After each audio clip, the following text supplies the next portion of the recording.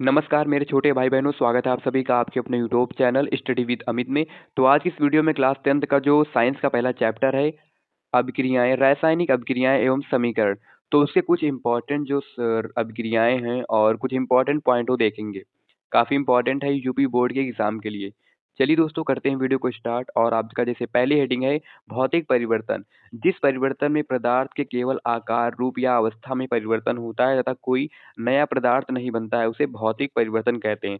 जैसे मान लो जल को हमने जब ठंडा किया तो वो ठोस में आ गया, बर्फ बन गया और जब उसे हम फिर से गर्म करेंगे तो वो हमारा द्रव अवस्था में आ जाएगा यानी कोई नया पदार्थ नहीं बना, तो हमारा भौतिक परिवर्तन होगा। जैसे उदाहरण क्या है?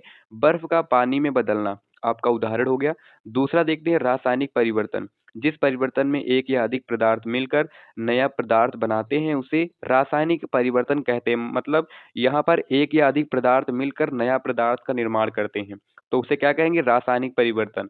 जैसे क्या होता है? लोहे में जंग लगना। जब आप कोई लोहा बाहर रखते हो खुले में, तो ऑक्सीजन के संपर्क में उसमें जंग लग जाती है और जब उसमें जंग लग जाती है तो दोबारा से वो लोहा उसी तरह नहीं होगा, मतलब जंग लग गई तो लग गई। तो वहाँ पर क्या हो जाएगा? रासायनिक परिवर्तन। अब तीसरा है हमारा संयोजन अभिक्रिया। जब 2 या 2 से अधिक पदार्थ मिलकर एक नया पदार्थ बनाते हैं तो उसे संयोजन अभिक्रिया कहते हैं। यानी 2 या 2 से अधिक पदार्थ हों और उनको जब जोड़ दिया जाए तो एक नया पदार्थ बना दे तो उसे क्या कहते हैं? संयोजन अभिक्रिया। तो आपका उदाहरण है कैल्शियम ऑक्साइड को जब जल के साथ अभिक्रिया कराते हैं तो कैल्शियम डाइहाइड्रॉक्साइड बनता है। ठीक है? चलिए चौथा देखते हैं अपघटन अभिक्रिया। जब एक यौगिक टूटकर 2 या 2 से अधिक सरल पदार्थों में बदलता है तो उसे क्या कहते हैं? अपघटन अभिक्रिया। यानी कोई यौगिक है और वो 2 या 2 से अधिक सरल पदार्थों में टूट जाए तो उसे अपघटन अभिक्रिया कहते हैं। जैसे उदाहरण क्या है?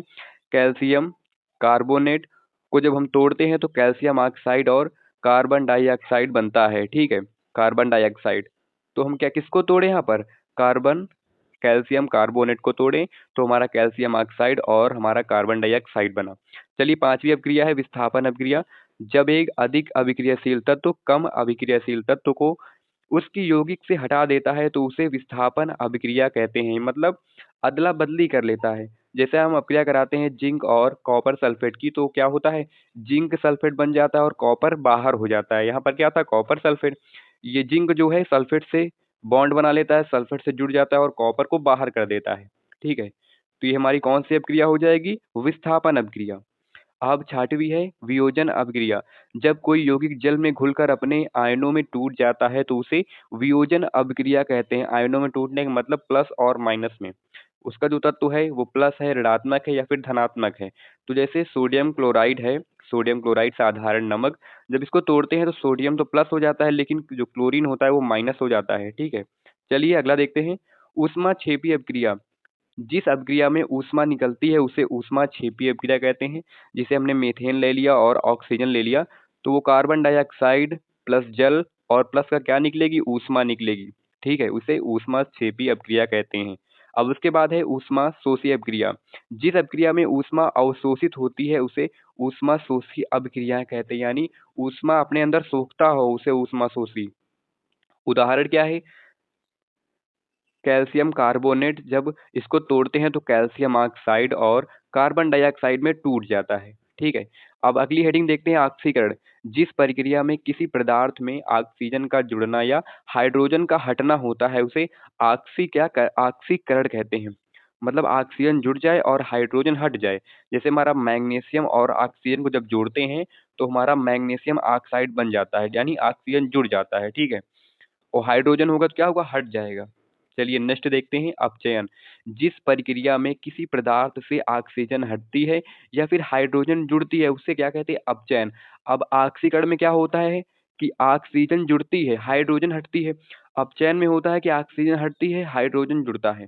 तो यहाँ पर क्या उदाहरण दिया हुआ है कि कॉपर ऑक्साइड को जब हाइड्रोजन के साथ मतलब अभिक्रिया कराते हैं तो हमारा कॉपर और जल बनता है। अब अगला हेडिंग है संक्षारण। धातु का वायु और नमी के प्रभाव से धीरे धीरे नष्ट होना संक्षारण कहलाता है। उदाहरण है जैसे लोहे में जंग लगना। जब लोहे में जंग लग जाएगा तो धीरे धीरे वो वस्तु समाप्त पदार्थ समाप्त हो जाएगा तो उसे कहते हैं संक्षारण। नेक्स्ट है विकृत गंधिता। तेल और वसा का हवा के संपर्क में आकर खराब हो जाना विकृत गंधिता कहलाता है। यानी जैसे कोई चिप्स हो गई और उसमें जब पैक होती है तो उसमें नाइट्रोजन गैस भरी होती है, वो गैस भरी होती है। जब उसको हम खोल देते हैं तो वो जल्दी खराब हो जाती है। अगर उसको ना खोलें तो वो लगभग बहुत दिनों तक चलती है। तो वो जब खोल देते हैं तो वो ऑक्सीजन के संपर्क में आ जाती है और उसमें विकृत उत्पन्न होने लगती है, वो खराब होने लगती है। तो जैसे उदाहरण हो गया, पुराना तेल बदबू करने लगता है, जब कोई पैक होगा तो वो बदबू नहीं करेगा और जब उसे हम खुला छोड़ देते हैं कुछ दिनों के लिए तो फिर उसमें बदबू आ जाएगी। तो आज की इस वीडियो में हमने पूरे 12 हेडिंग करवाई हैं जो कि इम्पोर्टेंट है, अभिक्रियाएँ भी हैं और इस तरह के हेडिंगें आपके यूपी बोर्ड के एग्ज़ाम में पूछी जाती हैं। तो आप लोगों को आज की वीडियो पसंद आई होगी तो वीडियो को लाइक कर देना, चैनल को सब्सक्राइब कर देना। दोस्तों मिलते हैं नेक्स्ट वीडियो में और इम्पोर्टेंट टॉपिक के साथ। तो उससे पहले भाई आप लोग हमारे चैनल से जुड़ जाना ज़रूर और बेल आइकन को ज़रूर से प्रेस कर देना ताकि आपसे कोई भी वीडियो मिस ना हो। चलिए दोस्तों मिलते हैं नेक्स्ट वीडियो में, तब तक के लिए जय हिंद।